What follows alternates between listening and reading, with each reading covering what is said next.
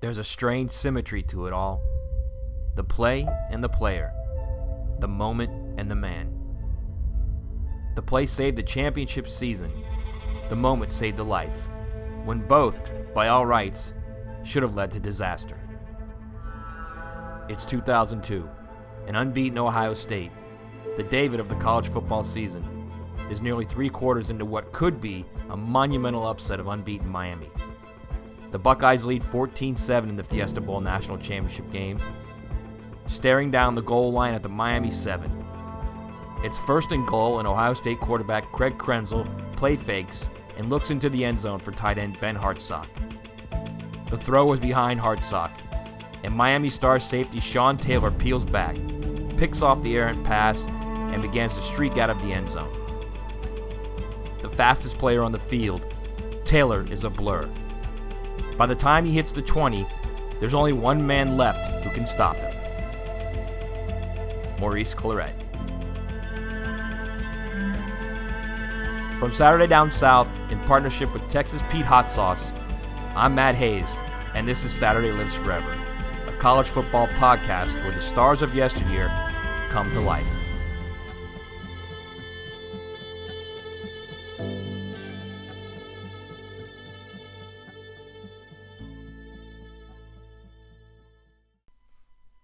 This is a story of redemption, and more than anything, a celebration. A life of passion and purpose nearly taken away, but saved at just the right moment. My life started when my football career ended, Maurice Clarett says in his autobiography, One and Done. Years after that Fiesta Bowl National Championship game, after he hit rock bottom when his football career flamed out, while he was staring at the four walls of a jail cell in the Toledo Correctional Institution, Clarett finally realized there was only one man who could save a life careening out of control. The same man who saved Ohio State's 2002 National Championship season on that fateful play. Make no mistake, those two men are worlds apart now.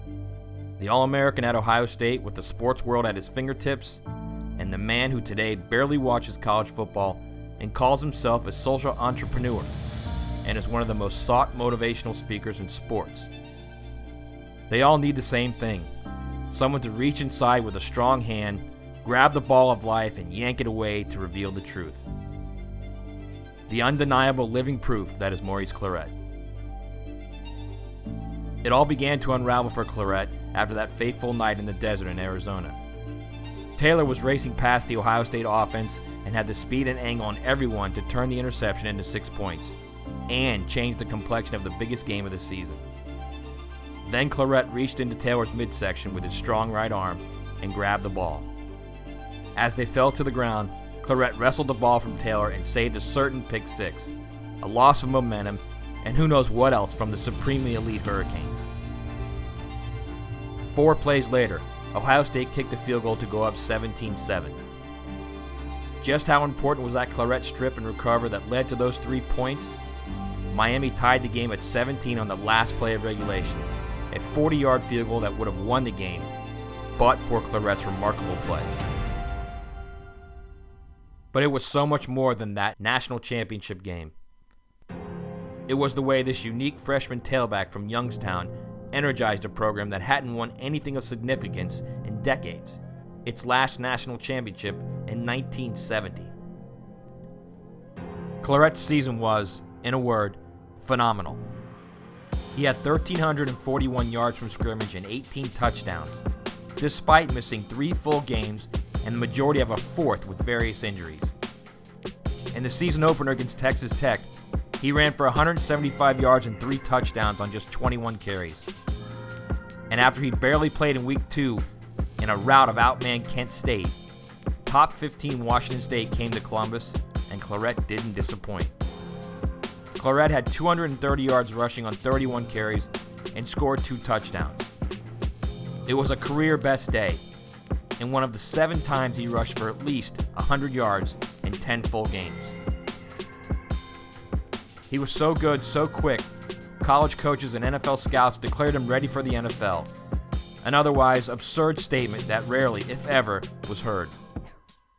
But with each big game performance, the accolades piled up. The talk of challenging the NFL's rule of entering the league early grew stronger, and the little things that annoy players became big things that distracted Clarett. It came to a head days before the Fiesta Bowl, when a close childhood friend of Clarett's was murdered in Youngstown.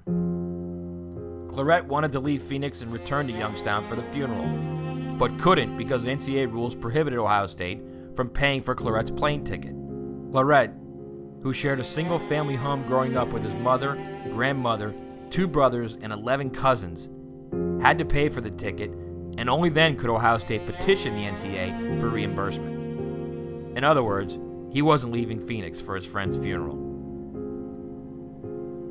Life's a whole lot more important than football, Clarett said that week in Phoenix.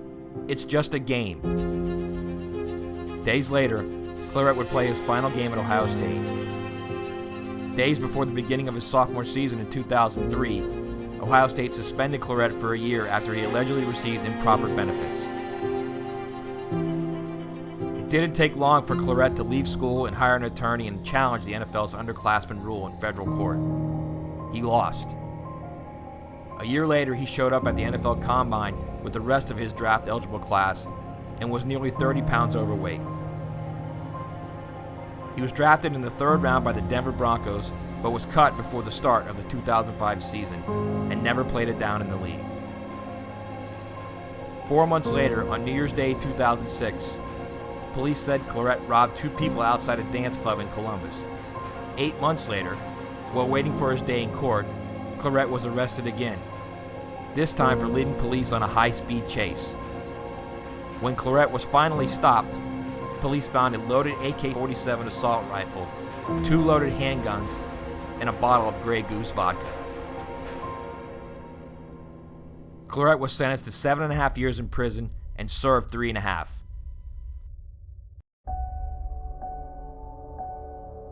It was in prison, at the Toledo Correctional Institution, where Clarett began to blog about his life.